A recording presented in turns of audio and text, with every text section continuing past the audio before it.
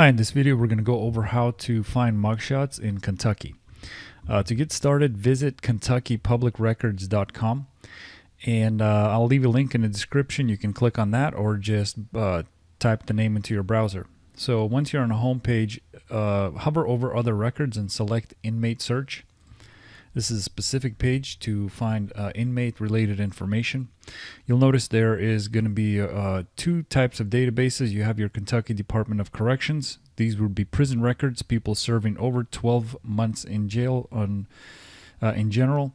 Then you have your county level databases. These would be local jails, typically managed by the county, maybe the county sheriff's department, and they will display sometimes, not every single one, but in general, they will display a public database that you can research. So these would be people serving under 12 months, and a lot of times jails, somebody might get arrested and they'll just post bail and maybe leave the same day or night.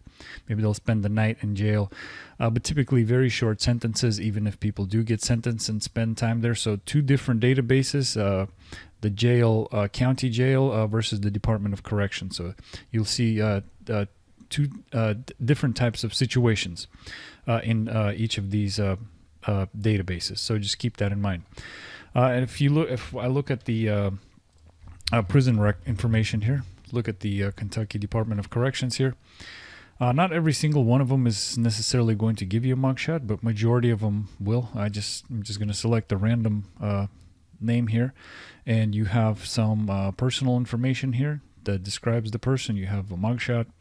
You have your conviction information here, and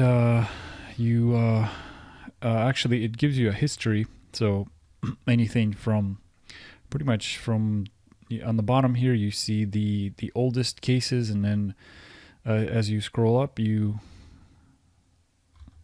see different dates here. So I'm not actually exactly sure what order they're in, but it looks like there's multiple dates here, different dates here under different crimes here. So it looks like it gives you a bit of a history regarding the individual in the Department of Corrections. So at the county level, each database is going to be slightly different. It just depends on what the sheriff's is doing. Sometimes they'll show you photos, sometimes they won't. Sometimes they won't even have a database, so you'll have to actually, if you wanted a mugshot, you would literally have to submit like a public record request. So in this case here, it looks like you do get a mugshot.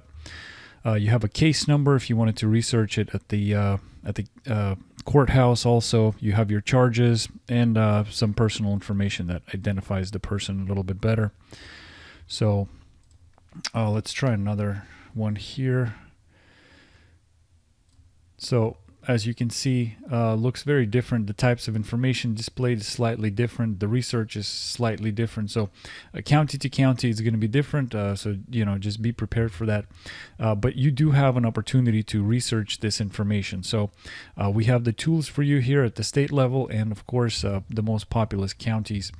Another thing to consider is you have your court records. And the reason I'm mentioning court records is sometimes when somebody gets arrested, they will eventually have to see the judge, and even the people that are serving a sentence, they have already seen a judge. So anytime that happens, a court document is created. Court records are considered public information, so you're actually able to research, unless it's a sensitive case, but in general, you're able to research this information using court records. So if you really wanted to dig a little bit deeper into a particular maybe case or an individual, you can also use court records. Just keep that in mind.